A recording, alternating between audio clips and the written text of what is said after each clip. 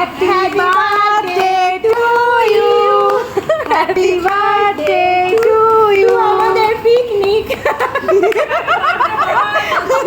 বাবার happy birthday. কে খাবে এবার আগে? বাবাই খাবে। বাবাই খাও। সবার আগে কে খাবে? বাবাই খাও।